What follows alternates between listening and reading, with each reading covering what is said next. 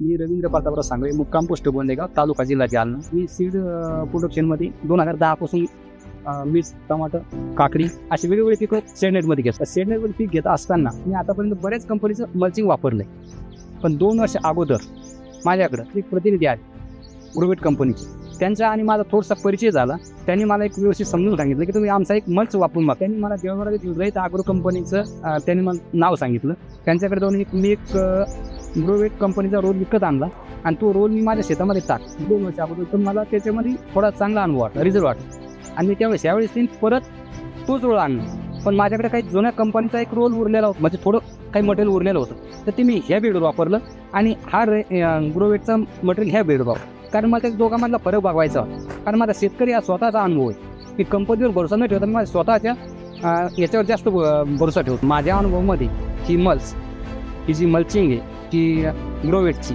ही दिसायला पातळ दिसते पण हिचं कार्य खूप चांगलं आहे. आणि ही जाड असताना, दुसरी मल्चिंग जाड असताना त्याच्यावर पिकामध्ये तुम्हाला मी तुरंत फरक दाखवतोय की हे एका दिवशी 2 बेडवर रोप लावलेलं आहे. हा मल्च ग्रोवेटचा आहे आणि हा दुसरा आहे लोकल कंपनीचा आहे.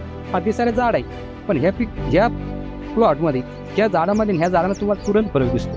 आणि हे मल्चिंग वापरल्यानंतर मिरची प्लॉट लागवडीपासून 5 महिने आपल्या शेतामध्ये राहतो. आणि ज्यावेळेस 5 महिने झालेत त्यावेळेस आपण मिरची काढणार आणि मल्चिंग जमा करणार, त्यावेळेस ह्या मल्चिंगचे लोकल दुसऱ्या कंपनीचे मल्चिंग आता पण जे वापरले त्याचे थोडे तुकडे होतात, छोटे तुकडे शेतामध्ये राहतात. आणि ते शेतामध्ये तुकडे राहिलेले नंतर ते आपल्याला जमिनीसाठी घातक ठरतात.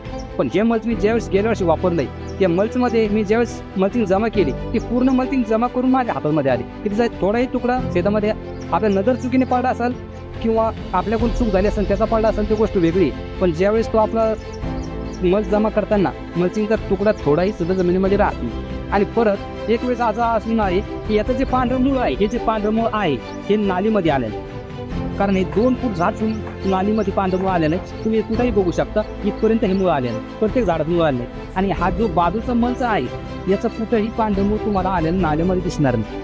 कारण ज्यावेळी त्याचं पांढरं मूळ कमी झालं आहे त्यावेळी झाडाची ग्रोथ थोडी खाली थांबलेली आणि हे झाडाला खायला जास्त भेटलं आहे, पांढरमुळे वाढलं आहे, त्यामुळे झाडाची वाढ जास्त झाली आहे. माझं असं म्हणणं आहे किंवा तुम्ही आंब्याची वापरायला काही हरकत नाही. दुकान गाडी बारीक आहे पण कामाला चांगलं आहे. आपलं दिसण्याकरता काम व्यवस्थित व्हायला फार महत्त्व आहे. धन्यवाद. मी आहे ग्रोवेटचा शेतकरी. ग्रोवेट, वी हेल्प, यू ग्रो.